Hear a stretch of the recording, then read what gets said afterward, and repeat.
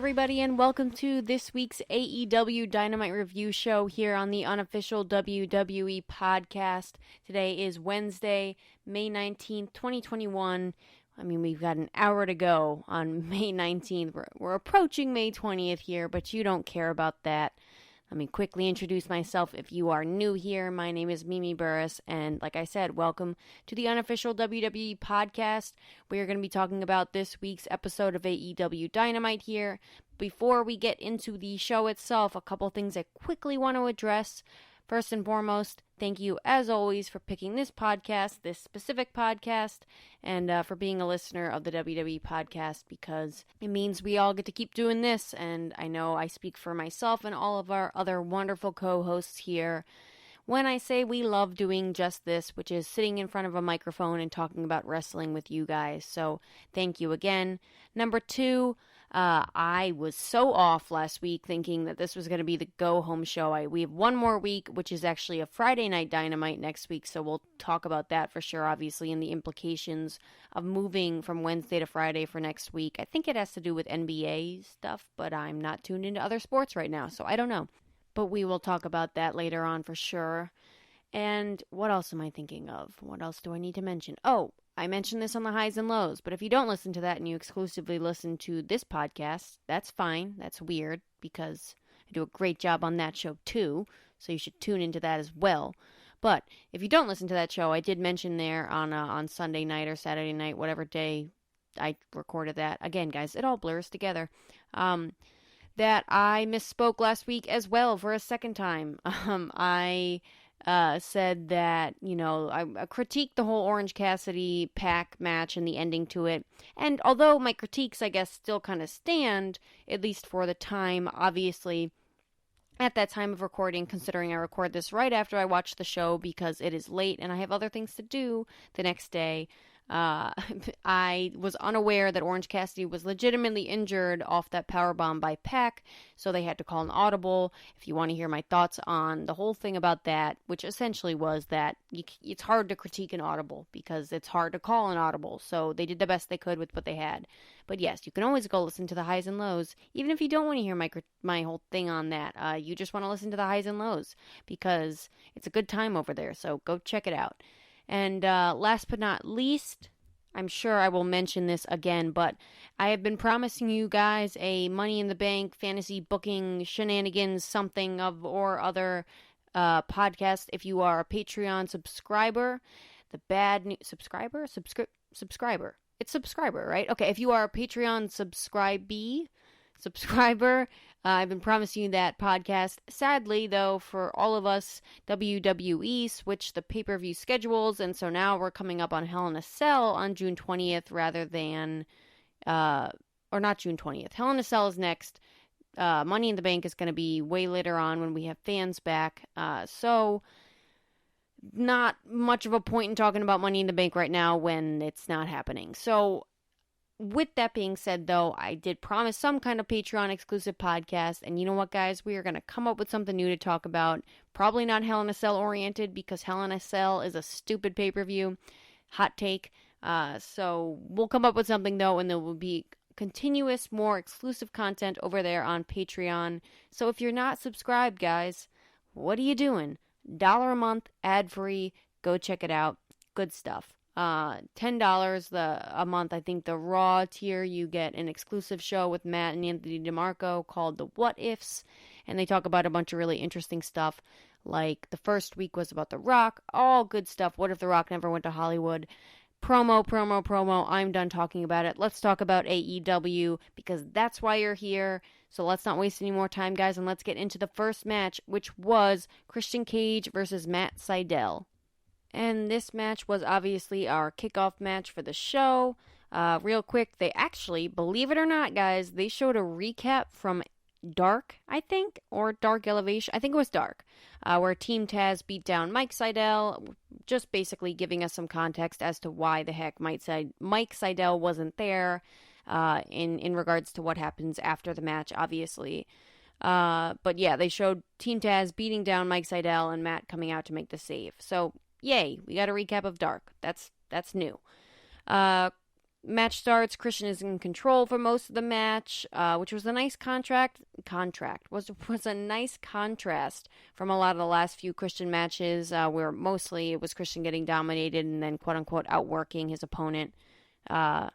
The one thing I'll say about that, guys, and before we get into, I guess, the rest of what went down in this match, was that if you want to get a guy over as a babyface, like really want to get him over as a babyface in Christian, do you want to pin him against a pretty well-liked and respected wrestler, high flyer guy like Matt Seidel? Is that the best opponent? I don't know. Again, it was a nice contrast, but I don't know. Maybe there was a better opponent. No one's coming to mind off the top of my head, but there might have been a better opponent for Christian. But this was obviously, this is episodic TV. Not every match is going to be this big thing. Like, someone who comes to mind maybe is like a Penta or a Phoenix or, just maybe not Phoenix because everybody loves Ray Phoenix. Even a Pac. But obviously, again, we can't really have those guys wrestling Christian yet. I guess that's saved that for later on down the line, maybe for something. I don't know. That seems like a bigger, more marquee match than a Matt Seidel versus Christian. Even Mike Seidel might have been better for this match. A little less known than Matt Seidel, as far as I know. But whatever. Moving on. Seidel makes a comeback and has a great flurry of offense. Like I said, I find myself rooting for Seidel in this match. Not that I don't like Christian, but just the way the match was orchestrated. So it was really going to depend on the mutual respect that they had at the end of the match. So we get a rough spear from Christian, or at least a rough bump by Seidel. He lands on the top of his head, and it just looked rough. And then Christian goes to the kill switch. There's a knee strike for a counter, but Christian gets his knees up afterwards while Matt goes for a standing sharpshooter corkscrew thing I've never seen before. And then Christian gets the kill switch for the 1, 2, 3. And obviously, like I said, after the match, they have a nice mutual show of respect. And before we get into the after the match with Team Taz and all, I will say real quick that this match was what it was. It was Christian versus Matt Seidel. It was Christian Cage versus Matt Seidel. It was Christian versus Evan Bourne. Guys, I mean, this was a great match and it was fun, but I don't know. It was no Hangman Page exciting opener, in my opinion. It was what it was. I would give it, 3 stars max, maybe. Not that the work wasn't good or it wasn't functional. It just wasn't, I don't know, like I always say, I expect a lot from AEW and an opening match, and when someone's tuning into AEW, you want to hook them, and obviously I'm going to stay and watch the whole show because I do this show for you guys, and because I also just really like the show and the company as itself. But for a more casual viewer or fan, like I always use my fiance because it's a perfect measuring stick for someone who is a casual fan more so, and is kind of being, coaxed into watching it by someone who is not a casual fan, who is more of a hardcore fan like myself. And I kind of watch her reactions for a lot of this stuff because it gives me a good, like I said, it's a good measuring stick to see how well AEW is bringing in and attracting a casual fan. What matches is she paying attention to? What matches is she not paying attention to? This, for example, she's on her phone the whole time. Couldn't care less.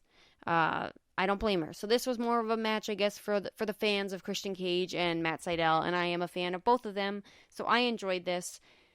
Someone who maybe isn't, I don't think would be as high on this. But like I said, 3 stars, nothing to write home about. I'm never going to remember this match or anything from this match, but it was a good tool, I guess, to lead into what was the after the match. And we get Ricky Starks coming out, calls out Team Taz, but Team Taz comes from behind and attacks Christian and Mike Seidel from behind.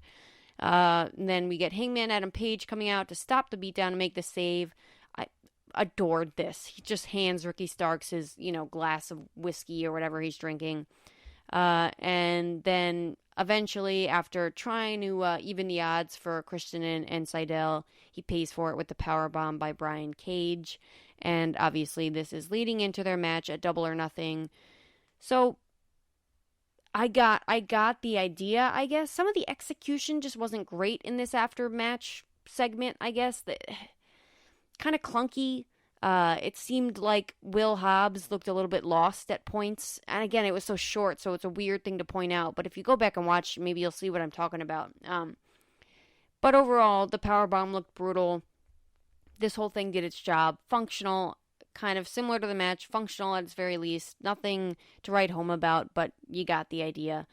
And that's really all I have to say about it. So, moving on down the card, guys, we had a Varsity Blondes promo in the back. Speaking of functional, basically, Pillman Jr. says his father is actually why he stayed away from wrestling rather than why he got into it until he met the Young Bucks and gained hope that he could be in the business right away. Griff Garrison talks about how he was stoked to be at the Bucks merch table years ago, but says that the Young Bucks have changed, and Pillman says that the Varsity Blondes are going to achieve their destiny, or something along those lines, and win the titles tonight. So, like I said, speaking of functional, this was nothing special, felt like filler, nothing impressive, and in fact, it really just sounded scripted. I would have loved to see more emotion from Brian Pillman Jr. I think he was trying. I just think it wasn't great. So next on down the card, we had a Jon Moxley and Kingston promo, which was, a highlight of the night per usual. They're talking about their match against the Acclaimed coming up. Kingston says, rappers. One's a rapper and one's the rapper's friend. Again, I will never be able to deliver these lines like Moxley and Kingston, so I try my best to take the notes, guys, but we all know these guys have a chemistry like no other. Nothing I say to try to recap it is ever going to have any kind of even close to impact as these guys' promos do. So, but they talked about a super kick party and that they don't throw super kicks, so they don't get the whole super kick party thing, but they're going to go and beat up the Acclaimed.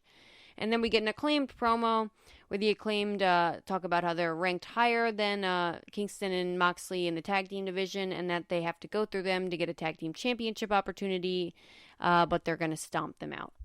And then obviously we move on to the match with Eddie Kingston and Jon Moxley versus the Acclaimed, Anthony Bowen and Max Caster. And I was looking forward to Max Caster's rap, guys, because I was almost looking forward in a way where I was, like, feeling a little bit cringe-worthy. I was just scared. I knew he was going to say some kind of, oh, you guys are gay, ha ha ha, we're in 5th grade, that's funny. Two guys, two grown men who are close friends are all of a sudden gay, and that's a joke. I'm sorry, guys, 2021... Not to be like that person, but he said something about how you guys are Valentines or something. Like, okay. Here's my, and not to go on a rant here, I will stop myself, but what's the joke? Is the insult that you're gay? Is being a gay an insult? I don't know. It's not, whatever. I think it's so 4th grade. Just didn't, and that's the only part of Max Caster's rap that I did not like because the rest of it was awesome. Says that Kingston looks like a box of Newports. And the camera cuts to Moxley's face and he's kind of like, yeah, I mean, that's kind of true. And he says something about oral sessions in regards to Renee Paquette, obviously referring to oral sex. I think we're all old enough to understand that. And then Anthony Bowen says, wait, we just want to be on she just wants us on the podcast, guys. She just wants us on the podcast. And so understandably so after that, Kingston and Moxley go after them right away, start the match double teaming Max Caster, and they stay in control for most of the beginning of the match. It's a great bit where Moxley is chopping Caster in the corner, and Caster ducks for a minute, and then Moxley just slaps him on the back. Later on, Caster takes control with a dragon screw off the top rope, and then we go to break. When we come back from break, the Acclaimed are still in control, but Kingston gets a hot tag to Moxley, and then we get some great action from Moxley to both members of the Acclaimed, including a sleeper to Anthony Bowen on the apron. But then the Acclaimed hit a superplex and a diving crossbody for another. They hit a superplex and then a diving crossbody off another superplex. If I explain that, I don't know how to explain it any other way, but it was really cool. And then Anthony Bowens goes to hit Kingston with the chain. After the ref catches him, Caster goes to hit him with the boombox, but Moxley gets to the boombox and hits Max Caster with the boombox. And then they hit the wheelbarrow paradigm shift for the win. and do their great Moxley Kingston celebration stuff. And let me tell you guys, Moxley and Kingston are the best part about Dynamite for me, at least tonight or this week. I just so fun to watch. It's so nice just to see two guys who are like Moxley and Kingston are not the best wrestlers in the world. And when I say that, I mean that as in Moxley is not Rey Fenix. And, you know, they're not the Young Bucks. And they're not necessarily, like, we're not talking about their 5-star super flippy-dippy, you know, stuff. And we're not talking about their insane grappling and whatever. Like, which I'm sure, guys, they're actually probably really good at. But, like, that's not the thing that attracts you to Moxley and Kingston. It's the chemistry, it's the charisma, and then it's the great, like, their own style of wrestling. And this is what I talk about all the time on this podcast, about being like a buffet for wrestling. That's exactly what Dynamite is. It's a buffet for wrestling, and you get the high-flying stuff, you get the grappling stuff, you get all the stuff in between. And Moxley and Kingston are obviously its own separate table of delicious foods for your choosing, because, you know, they just, like I said, they have their own style of wrestling, and it's just fun to watch, and they're just organic is the best way to describe it. Just the organic, fun chemistry between two guys who like each other as friends. No, they're not gay for each other, and if they were, that's okay. Not really an insult. Try again next week, Max Caster. Alright, I'm done talking about it, guys, I promise. So, moving on, you know, guys, that's all I'm going to say about that, because we're going to talk about them plenty more. The match itself was fun, like I said. Just fun to watch Moxley and Kingston wrestle. And like I said, I'll use my fiance as a measuring stick, guys. She's putting her phone down watching this match because she loves Jon Moxley and Kingston. They're fun to watch for her. They're just a breath of fresh air, and they're just fun. They're just fun, and they have a great energy, and I can't say anything more. Like, they are the best baby faces in the business for me right now, because I can't tell you another pair of guys, or just any wrestlers in any promotion right now, I think, that are just as widely beloved as Jon Moxley particularly, and obviously Eddie Kingston as well, ever since the barbed wire death match explosion thingamajig. So, with all that being said, guys, moving on down, we had Chris Jericho interview in the back. Alex Marvez is trying to get the scoop from Chris Jericho, and Chris Jericho basically tells him he's going to have to wait, and he makes a reference to the man of a million holds, which was the whole WCW thing, and whatever. I didn't get this. We talk about it later. Chris Jericho was on later on talking about it, so maybe it was just advertisement and more promo for that, because Chris Jericho is a draw, guys. He's a draw for a lot of people, so I got why this was there, and that's all I have to say about it. Then we got a Scorpio, Sky, and Paige interview with with Tony Schiavone in the middle of the ring. Sky talks about how he used to look up to Sting, but then time happened. Sting's not the man he used to be, and that Sky is no longer a child, but rather a grown man, warning Sting to step aside before he puts him down. And then Paige takes over the interview, you know, kicks poor Tony Schiavone out of the ring again. Poor Tony Schiavone, guys. Once a week, I feel like this happens to this guy. Just trying to do his job. But he says Scorpio already proved that he can put Sting down by heel hooking him so much that he missed a week of Dynamite, and hoped that he saw hoped that he saw Paige throw Darby Allin down the steps. Ethan says that he's here to take away from Allin, and says that he will be the nail in his coffin. And then the lights go down, the snow falls, and what do you know, guys? It's Sting! Sting is here! Oh my god, Sting! And I'm kidding. This was actually totally warranted. I'm just taking the piss, I guess. But yes, it's Sting. Sting is here. Darby Allin also follows him coming from the other direction, and they beat down Paige and Sky. Sting puts the Scorpion death drop on... Sting puts Scorpio in the Scorpion deathlock. That's going to be tricky. Sting puts Scorpio Sky in the Scorpion deathlock and makes him tap, while Darby Allin keeps Paige out of the ring with the skateboard. And then the Dark Order comes out and makes the pair leave out the stands rather than through the little tunnel things. And so, I guess, you guys know on this podcast, I have been critical of the whole Sting thing. The whole Sting thing, that rhymes, that was fun. Okay, I've been critical of the whole Sting thing just because it's a lot. And I think, Sting fan or not, guys, you can all agree with me, it's been a lot with the advertisement of Sting. A 60-year-old man wrestling. But I think this was a good progression into what is going to be next for this feud, which is obviously the tag team match at Double or Nothing, and we will talk about that later on, obviously, as well. But the only thing I'll say about this is the skateboard. So obviously, guys, you can't hit someone with a skateboard. Like, you can't full on whack someone with this. That's not a work skate. That's a real skateboard. You can't hit someone with a skateboard. So when Darby Allin hits Scorpio Sky and Paige and stuff, it looks so weak. I'd rather him, like, just not use a skateboard, you know? It looked... I hate to use the word fake, because that's not what I mean. It just looks so gentle. Let me go with that. Which, good, like, because you don't want to nail the guy with the skateboard. Not everybody is Darby Allin, who can just get chucked down a flight of stairs for, you know, better or worse. I also like that Sting, though, didn't hold on to this Scorpion Death Lock too long while Sky tapped out. Like, he let him go, considering they're the baby faces. We had a theme of that later on in the show, obviously, with Moxley and Kingston.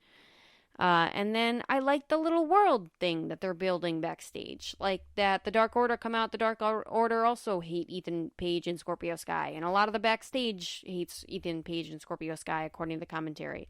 I like that stuff. Like, continue to make me believe that there's a whole world going on backstage beyond what I just see in the ring. That continues to bring me into the matches, the moments, the characters. I buy into it more because I believe in what's going on the screen, because you've given me another layer to believe in, if that makes sense. So, had no problem with that, and obviously set up the match for next week. So, good stuff. You know, again, functional. At the very least, functional stuff, guys. So, next up we had a Pinnacle promo, which was weird.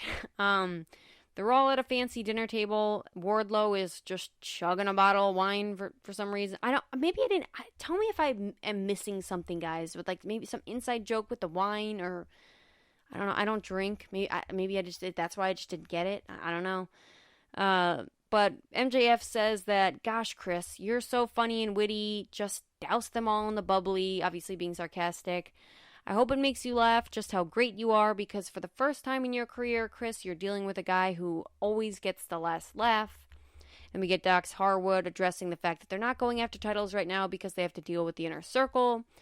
And all of a sudden, just like fucking out of nowhere, guys, Sean Spears just grabs the fucking waiter and shoves him down against the table and like commands for his drink or something. What? It was weird. And Tully throws him some money to take care of it. I don't know what the hell that was, or who came up with that, what that was for. Okay, they have money. I'm not sure. But anyways, MJF ties this whole weird thing up with a bow and says that if you guys decide to do Stadium Stampede, it'll be your last match, Inner Circle, because when you're in the Pinnacle, you're always on top. And you know what, guys? That catchphrase, really not growing on me, because one, the Pinnacle kind of suck. Even though they won the match at Blood and Guts, I feel like they still lose. And that's probably in regards to what happened last week when no one sold the Blood and Guts match. Not like the only thing that could show me that there was a Blood and Guts match last week was the fact that Jericho had a cast on.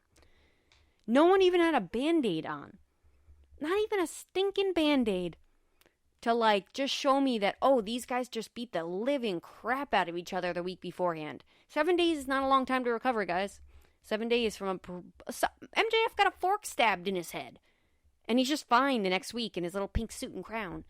So, sorry, there's that, you know. And so then the Inner Circle comes back the next week and sprays them with bubbly like they're Steve Austin, you know, the bad version, and they're like the Real Housewives version of Steve Austin spraying the bubbly on the Pinnacle, and the Pinnacle are flopping around like fish, to quote Sammy Guevara later in the show.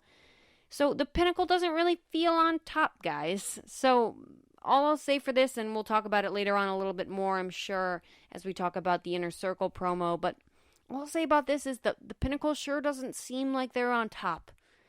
In fact, the Pinnacle kind of seem like they suck, and they're a bunch of little, like jobber heels at this point, and they won the Blood and Guts match. I should not be feeling this way about the Pinnacle, and it is the booking's fault that I feel that way. This promo is weird. I didn't get again, if I'm missing something, guys, let me know, because I just didn't get the Shawn Spears thing. Just so didn't get that. Whatever. Let's move on down and talk about something that actually made sense, kind of, which was the Rebel match versus Hikaru Shida. Obviously, Rebel came out with Dr. Britt Baker. Rebel starts off by selling her... You can't see. I forgot this is a podcast. I'm doing air quotes. Ready? Okay. Selling, air quotes, her, air quotes, leg injury, air quotes. But then the referee turns around and she starts doing jumping jacks. And then... later on in the match, Hikaru Shida puts on the black glove from Rebel and starts to go for the lockjaw, but Britt Baker distracts her by grabbing the women's belt, and then Rebel is able to hit her from behind with probably the weakest crutch shot I've ever seen in my life. I said crutch shot, guys. Weakest crutch shot. And then hits her with a superplex toss thing, or excuse me, not superplex, suplex toss for a near fall. Then Shida takes control again and hits her with an insane knee breaker. That looked brutal, and then puts her in a submission for the tap out victory. The minute Rebel taps out, Baker is already on her way inside the ring, blindsides her, and hits her from behind, and then hits the curb stomp on the belt, guys. So, couple thoughts about this match before we get into, obviously, Britt Baker, who was the highlight of the night per usual. Why was Shida going after the leg if it was a fake injury? Little continuity errors there. Just, anybody else notice that? But nonetheless, the important part about this, one is that you get to do these matches like Rebel and Britt Baker. This is the worst part about this whole build-up so far, but I understand why they did it. And like I said, it was functional in the idea, and the execution was just as functional as the idea. But the idea of this, obviously, is building up the feud between Hikaru Shida and Britt Baker, because there isn't really one there necessarily. It's or there is, but it's just not. It hasn't been fleshed out yet, and we're coming up on Double or Nothing, in a week or two. So I get why they did this, and it made sense. It just was it super entertaining? No, but did it do its job? Sure. So all that being said, though, guys, the curb stomp. If this whole thing was a vehicle to debut the curb stomp as her new finisher, because obviously she has the lockjaw, but, to me, I'm one who thinks, submissions are great. I love submissions, and I think a lot of wrestlers should have, not a lot, I think a lot of top wrestlers should have submission finishers as well as just regular finishers. For example, Moxley with the paradigm shift, and then he's also got the sleeper hold thing that he's using now. Cody Rhodes obviously uses the figure 4 leg lock a lot, and he's got the crossroads. So I think it's really good when a wrestler has both things like that, because it allows for multiple. So if you're going to do that thing where they should do way less in all wrestling promotions over the world and kick out of a finisher, you still have the submission. And if, the submission doesn't work, you still have the finisher. And so it just makes you a more versatile wrestler overall.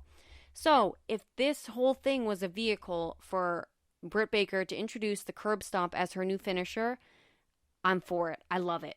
I'm all for it, guys.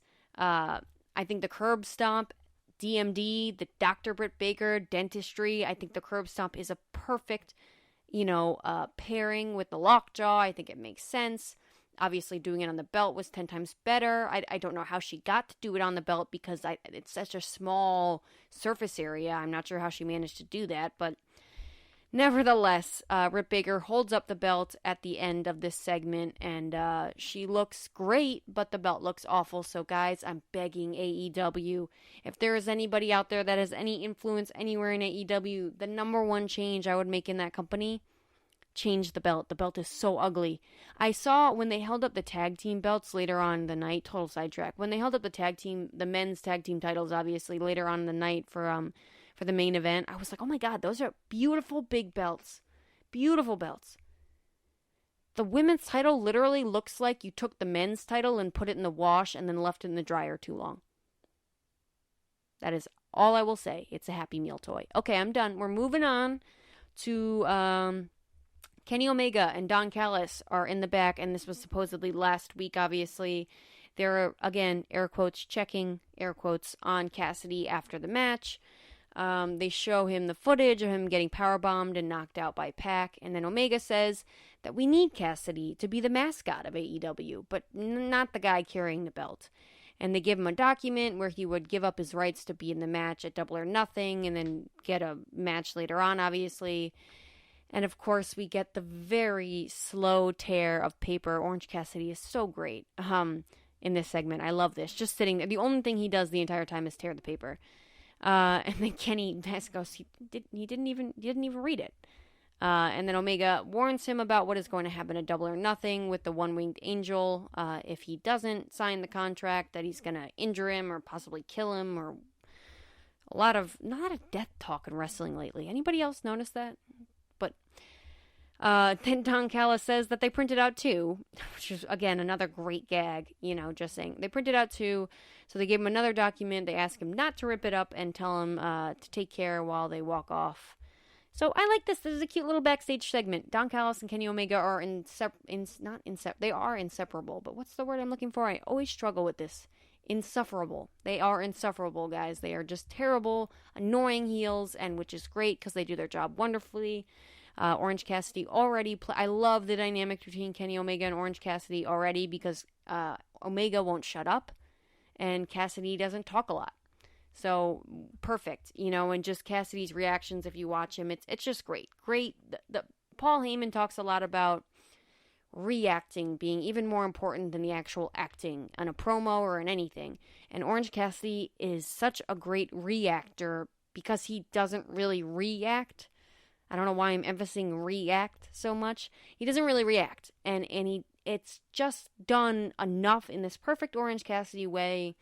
I don't know why I'm going on this side tangent, but I want to praise Orange Cassidy on this podcast because you guys have heard me say he's not necessarily perfectly for me all the time. I don't love the style of wrestling that he does, but I see the appeal, and I obviously objectively understand why this guy is so beloved by so many. So, like this segment, like everything Don Callis and Kenny Omega had going, and yeah, this was good. This was a good backstage segment. So, obviously, then we move on to the Inner Circle to address the Pinnacle's challenge. They come down to the ring. Obviously, Santana is not there.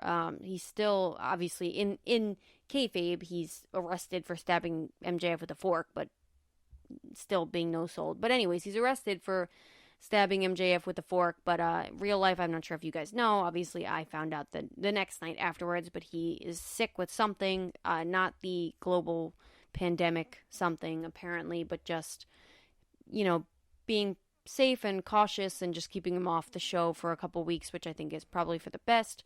But I miss Santana already, guys. I'm ready to see him back. So, but yes, Inner Circle minus Santana come out. We get some Inner Circle chants. Ortiz says talk is cheap. He wants to fight. Sammy says that he agrees with Ortiz and says no matter how long the Pinnacle and the Inner Circle are in the same company, this is never going to end. And then he calls them a bunch of clowns and dumbass fishes flopping around in a little bit of the bubbly. And Hager says that they don't have a choice. Since the beginning, they said that they, as in the Inner Circle, said that they are the baddest. And if they don't accept, then they are just like the Pinnacle, cowards. And the last thing they want to be is a bunch of schoolgirl like them. I'm going to have to do a lot of editing because the Inner Circle just keeps swearing. All right, Chris says he's wondering if it's worth it, if Blood and Guts was worth it, that he'll never be the same again because of MJF that night. So all of a sudden we're selling Blood and Guts, by the way. Just throwing that out there. All of a sudden Blood and Guts was this big deal and they left their blood and guts in the ring and flesh and whatever else he said. Meanwhile, they came back the next week and nobody has a scratch on them. So just side note, but then Chris continues. He says, what won't go away is the image of MJF throwing him off the cage. Again, he sells the drop more and asks if it was worth it over and over again. And then he says when he thinks of the revenge he's going to get on MJF, he says yes, it was 100% worth it. And that the Inner Circle's answer is 1,000% in unison, everybody. Yes. And if they can't beat the Pinnacle after all they've been through, then they don't deserve to be together anymore. And at Stadium Stampede, May 30th, Double or Nothing, they're going to dance all over their face and dance all over their grave. So, despite what I was obviously clearly making fun of here for a brief moment, the all of a sudden we're selling the brutality of Blood and Guts. Meanwhile, we came back the week afterwards and we all look fine. Despite that part, I like this promo. I thought, this was good for the most part. It was nice to hear everybody. It's always nice when we get to hear something from everybody in the Inner Circle and not just Jericho. I'm okay with sometimes when it's just Jericho, but it's always a nice touch to have everybody say a little something. Like I said, Miss Santana, I think he's such an underrated promo, especially in the Inner Circle, because they're all fairly okay on the mic, but I think Santana is probably right under Jericho in regards to mic skills. So I miss Santana for sure. And yeah, I mean, again, in regards to where are they going with this, this is my thought. I think that Jericho is more self-aware than we give him credit for. I think he is definitely an egomaniac and really into himself. And I'd probably be really into myself too if I'd been wrestling for 30 years and I was Chris Jericho and able to continue to reinvent myself as he has.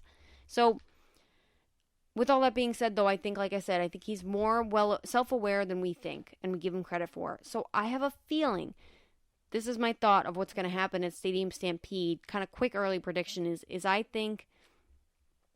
don't think this whole thing ends up being cinematic. I think they figure out some way to make this like a half and half kind of deal or something ends live. Because I think that Chris Jericho knows doing an all cinematic match seems a little bit silly. I could be giving them way too much credit, guys. Way too much credit. But who knows? I also think that it's stupid to do Stadium Stampede after Blood and Guts because I think you totally undersold Blood and Guts. I get it, Stadium Stampede was fun in its time, and it was perfect for the time that we were in, pandemic-wise, yada, yada, yada. I don't know, guys. This has gotta surprise me like nothing in wrestling has ever surprised me before if it's gonna work. So that's all I can say about that. It's hard to analyze because I'm trying to give them the benefit of the doubt, guys, and I feel like I've been burned multiple times now with AEW when I try to give them the benefit of the doubt. But I've also been proven totally wrong if I critique something before I just let us wait and see the finished product. So I don't know. We'll just have to see how this whole thing plays out. I am on the journey with you guys. So next we had another Jade Cargill interview with Tony Schiavone. She's tired of reiterating herself, and guess what, Jade? We're tired of hearing you reiterate yourself as well. We get it. You're your own boss. But Mark Sterling rolls up and interrupts her and tells her that he doesn't want her to work for him. He wants to work for her, and sells her on the fact that tries to sell her on the fact that he's gonna take Jade Cargill as a brand to the top. Mentions that 2 weeks in a row she's had a standing interview with Tony Schiavone, wears her sit down with Jim Ross, which is a good point. But Jade tells him never to interrupt her interview again and that she'll think about it. So, literally, guys, copy and paste whatever I said about this last week. That's how much analysis this deserves. Speaking of women on AEW, though, there's my transition. Move on to the next match, which was the Serena Deeb versus Red Velvet for the NWA Championship. And guys, let me say right off the back, I love this match. I really love this match. Serena Deeb, we can all talk about for like up and down 95, is so talented. She is so talented. And she is so talented in a very similar way of Hikaru Shida, where whoever she's in the ring with, she makes them look so good. And that is not to take anything away from Red Velvet. If you guys have listened to the show before, you know I am on the Red Velvet train. I am in the kitchen with Red Velvet's mom. I'm all about this. From Yo Mama's Kitchen, stir that bitch up. I love this whole Red Velvet thing. I think in a year, guys, maybe 2 max, she's contending for the title of not holding it. So I'm really about Red Velvet, and I was really into this match. I thought they got a good amount of time. So right as the match starts, they go after each other. The commentators mentioned that Red Velvet's 14-2, and so that leads me to wonder, do the rankings count for matches for titles outside of other companies? I don't know. I guarantee none of you know, because I guarantee that hasn't been explained. But then we go to break, and when we come back, Velvet hits Deeb with a diving crossbody to begin a great babyface comeback, which I guess they're kind of both babyfaces in this match, but similar to Christian Cage and Matt Seidel. Obviously, someone had to play a little bit more of the heel role here, and usually it's going to be the champion. Velvet hits a standing moonsault that looked really close to being dangerous on the landing, and then she does another one off the apron. She seems to really love this moonsault thing, followed by a corkscrew and ziguri, great near fall on a roll-up later on, and then a third moonsault, which was the best out of all three. She hits this one perfectly off the top, but Deeb gets both knees up. And then later on, we get a near fall on the powerbomb by Deeb, but Velvet fights out of the Serenity Lock once and then gets locked into it for a second time after slamming the leg down against the apron over and over again, or after getting her leg slammed down on the apron over and over again, and then obviously she taps out, and Serena Deeb retains the NWA Women's Championship. So, like I said, guys, really like this match, and in my recaps give it no credit. I'm just trying to scan through it because I know we want to get to the actual. If you're listening to this podcast, you probably watched the show, but just so we can all keep it fresh in our minds here. But this was really fun to watch, and it was really fun to watch Red Velvet wrestle someone who's closer to her size. I think Serena Deeb is actually like an inch smaller than Red Velvet, and she's only 130 pounds, at least billed as. So it was fun to see Red Velvet against someone like Serena Deeb, who, again, it wasn't like fighting against a giant like Jade Cargill, and it was fun to be able to see her wrestle a different style, because obviously when you wrestle someone who's closer to your size, it's a lot, the dynamic is a lot different. So that was fun to watch, and it was, like I said, a great match overall. I enjoyed this match, guys, more than I enjoyed the opening match, and I think they both had a very similar vibe to them. Yeah, I mean, nothing more else to say about that. Again, I get a little nervous with all those moonsaults by Velvet. It gets a little bit scary sometimes, but I give her credit for continuing to try. She looks better every time she comes out. I think I liked the Jade Cargill match a little bit more than this one, but let me say that the ending of the match is how you get a babyface over in a loss. It's possible, believe it or not, right? Because when you're watching Red Velvet in that Serenity Lock and then getting her leg jammed over and over and over into the apron, you've got respect for her all of a sudden because she's sticking through that pain. And then again, guys, baby faces can tap out. They don't always need to pass out or anything like that. Like, they can tap out, or it doesn't always need to be a cheap victory or like. So this was a really great ending, a really great match overall. Two negatives, I guess I'll give it, is one, that NWA women's title is almost uglier than the AEW women's title. It looks like a paper thin version of the old Intercontinental title, which I actually really liked. Just again, I guess it has nothing to do with AEW, but it's an ugly belt. Maybe I'm alone in that one. I'd love to hear your guys' thoughts on that. Actually, in fact, shoot me an email. Let's talk about it, guys, at mimi.realwwepodcast@gmail.com. What's your favorite looking belt ever? What's your least favorite looking belt ever? Maybe we'll do a podcast on that on Patreon eventually. I really think the aesthetic of the belt adds a lot to it. Like, think about the old World Heavyweight Championship, one of my favorite belts of all time. Simple, gold, beautiful. Adds a lot to it. So I'm going on a total side tangent here, so let's reel back in. And the only other negative I will say about this Red Velvet Deeb match was that they cut away way too quickly. And this is a common theme in AEW, but like, let us soak in a victory for more than 2 seconds. This show is way too quick and jam-packed for its own good, and they need that third hour sooner rather than later. I don't know if that's in the works or not. I've heard things about it, so we'll see, but it's like, it's too much. It's almost as if, okay, so like if I'm eating dinner, right, and I have so many food analogies on these podcasts. I guess I'm always hungry. That's why. But if I'm eating dinner and I have this awesome meal, right, really good food, bacon, whatever you're into. We're pretty vegish over here in this family, so I'm just trying to use this analogy to maybe you guys. I don't know, cake, whatever you like, pasta, nachos. I'm like a Mexican food fan. Give me a nice platter of Mexican food. Really loved it. Really enjoyed it. It was fun. It was good to eat. Great conversation during the meal. And I just I'm ready for dessert. I can't wait to see what's next, guys. And before I can even take the last bite of my food, you've already shoved the dessert on my plate and I can't even enjoy what I just ate. And I already have a full stomach. So stop trying to shove something else down my throat, waiter. I'm going to Sean Spears you. Okay? That's how I felt about this. That's how I feel when they just cut away like that.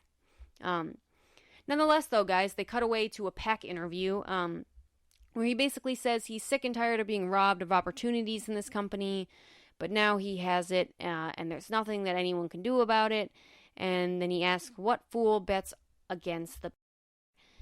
And, yeah, good stuff. Simple Pac promo. So, after that, we had the Anthony Ogogo match versus Austin Gunn.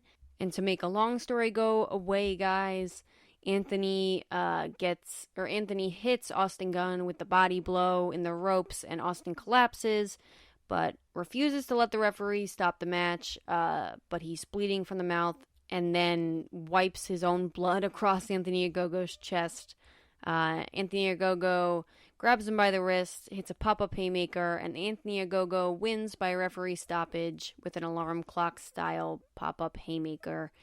And that is the end of the match, guys, and another win under Anthony Ogogo's belt, obviously leading to this match at Double or Nothing. Good stuff. I think this is the only time we saw blood on AEW this week, so that's progress, except for Christian was bleeding a little bit from the mouth earlier in the match, but I think that was unintentional. So earlier on in the night, not earlier on in the match. So fun stuff. Anthony Ogogo is, I always say it on this podcast, bears repeating.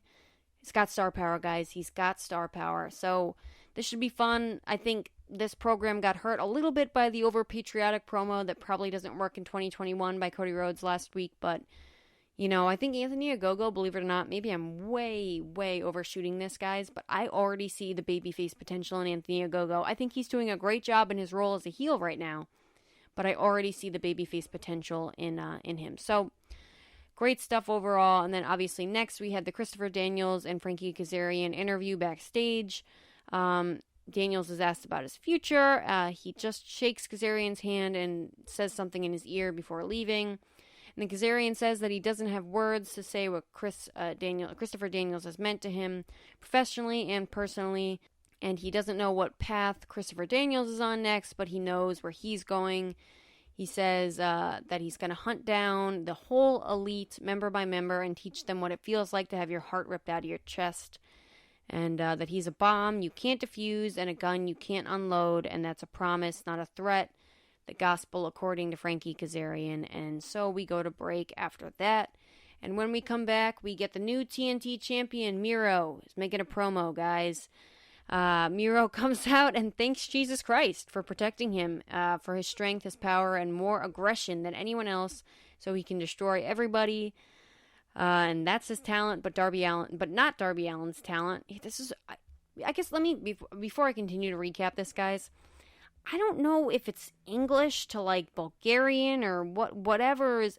This promo was weird, and I think I've noticed it a little bit before, but it just really came. It really came out in this promo. It was really clear in this promo. Miro's. It's not a language barrier because I think he speaks fluent English, but sometimes it's like the words are choppy together, I guess is the best way to put that. Like his promo ends up being kind of choppy because the words don't seem to make sense together. Maybe he's just nervous. Maybe that's what it is. It has nothing to do with the language thing. But that's what I noticed. So as I'm recapping this, if it sounds weird, it's because it did sound weird. But so he says, yes, that's his talent, but not Darby Allin's talent. And he took what Darby said couldn't be taken. Now everybody knows if you have what Miro wants, it's done. And then we get some "We Want Darby" chants, and Miro plays off the crowd, holds up the TNT title, calls it Darby Allin for some reason. But he offers an opportunity to somebody next week for an open challenge, and then Lance Archer, believe it or not, guys, big first time ever on AEW, Lance Archer comes out, does nothing, and gets held back by Jake Roberts.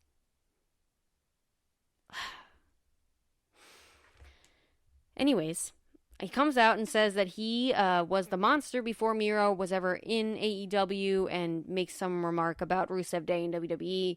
He refers back to when he lost to Cody and says that he'll be damned if he doesn't walk out of Double or Nothing the TNT Championship with the TNT Championship, and that they're going to beat the hell out of each other, and he's going to make Miro his Bulgarian.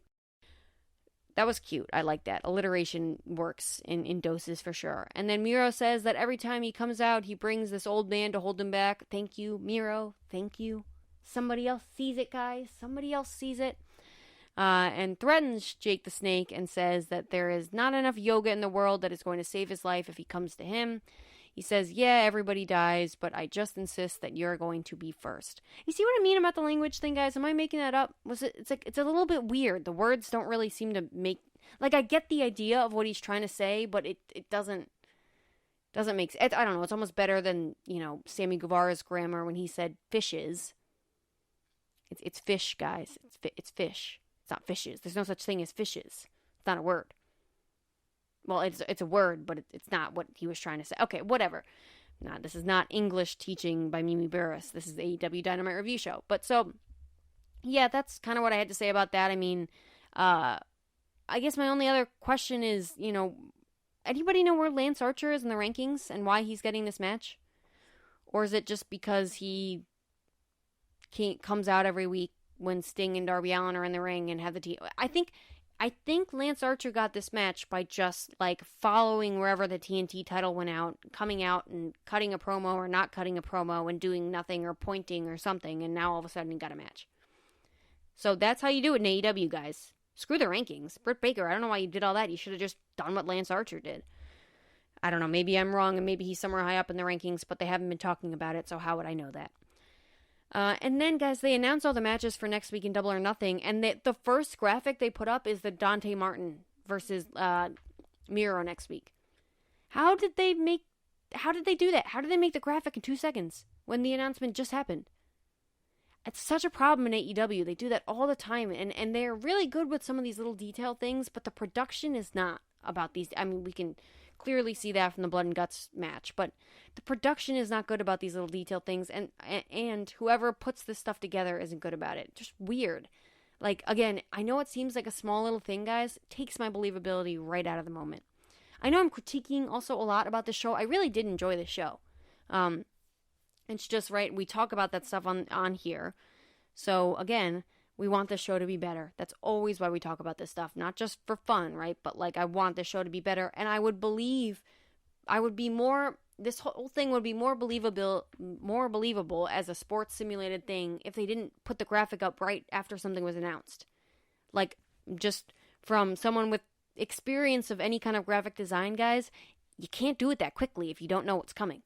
It doesn't happen that fast. So, whatever. And then we had the main event next, which was the number 1 ranked Varsity Blondes versus the Young Bucks for the AEW World Tag Team Championship. The match starts off, the Young Bucks outfits and entrance gets better every week, guys. Love it. Terrible. What are there... Someone tell me, because I'm not about to Google this. I just don't want it on my search history.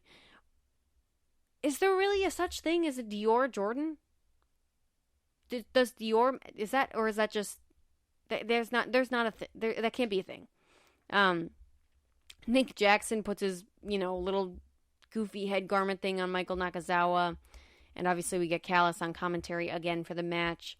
Nick and Griff start off the match, and the Varsity Blondes take control in the beginning of the match, and then obviously we get the Young Bucks in control for a little while. They send both the Varsity Blondes out of the ring. Nick Jackson does this brilliant walking on the tightrope thing with the help of Matt Jackson and hits Pillman on the side. And the Young Bucks playing off the crowd just as heels has been so good. When we come back from break, Garrison gets the hot tag, takes out both the Young Bucks. He gets some great height on a leap over the top rope to both Nick and Matt Jackson. And then they get a near fall on Matt Jackson in the middle of the ring. Huge kick from Nick Jackson to Garrison on the apron later on. Great spots where Pillman reverses the kick from Nick and then throws it into Matt Jackson's face and then super kicks Nick himself. Loved that spot. Matt has a Scorpion Deathlock on Pillman later on the match, and then Nick sprays him with the cold spray again, and then feigns an injury on his leg, so Matt can spray him with the cold spray again. But then Julia Hart tries to make the save, but Nick sprays her with it, and then Pillman gets a near fall and a roll up off that distraction. But then Matt puts him back in the Scorpion Deathlock. And then Nick hits him with the face buster during the submission, and eventually Pillman just has to tap out after, Griff Garrison's taken out by Nick Jackson outside the ring. So your champions are still the Young Bucks, guys. Fun match. Good Young Bucks heel stuff is really the story of this match. The Varsity Blondes were really just a casualty to more Young Bucks obnoxious heel work. I have to say, before we get into the end of the match, the only thing I'll say about, because this match overall was great, right? Like I said, I talked about the tightrope spot and the cold spray stuff, becoming a theme was great. The fact that Matt Jackson sprayed Julia Hart was a great heel move. Props to her for taking that, if it was taking anything. But I feel like I need another dimension of this Young Bucks stuff. Like, it's funny and it's cute and it's heely and it's Healy. Remember Heelys? Anybody remember Heelys? We actually have a pair of Heelys. Never mind. Moving on. It's Heely, and it's bad, and they're bad guys, and we get it, and they're obnoxious, but it's like, how many weeks in a row have we gotten this exact same thing? I'm like ready for not, it doesn't need to be a new dimension and not something quote unquote new. I'm like, fine, and I don't have that like lack of attention span. It's just the same thing every week. And so hopefully this whole Moxley and Kingston thing allows there to be a new dimension to this whole Young Bucks character change. Because after the match, guys, Moxley and Kingston come out while the Young Bucks are celebrating. And also the Young Bucks celebration is always so great with the cold spray and Michael Nakazawa and the towels and all of it. But they come out during the celebration, and Young Bucks clearly stop in their tracks. They brawl. Kingston's biting Nick's ear, and then both Kingston and Moxley put the rear naked chokes on both the Young Bucks and then let them go after they put them to sleep.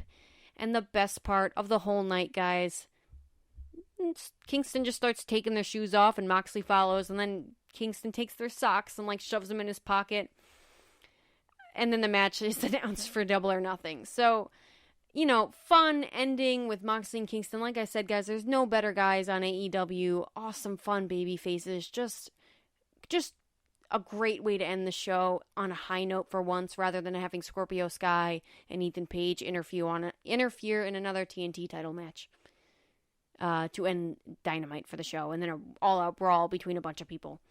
This was way more fun. Nice way to send us off the air. I'm looking forward to next week. I'm looking forward to all the matches at Double or Nothing, and specifically I'm looking forward to Kingston and Moxley versus the Young Bucks. So it was nice to end on a good note, and I'm looking forward to the next week. I'm looking forward to next week's matches as well, and the go-home show to Double or Nothing.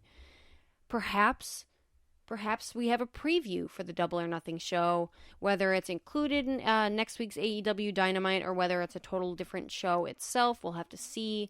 And as you guys know, like I said at the beginning of the show, AEW Dynamite next week is on Friday. So obviously we will be recording this review show not on Wednesday, because that would make no sense. So yeah, on Friday we're going to have the TNT champion Miro versus Dante Martin. I think that's an easy defense for Miro.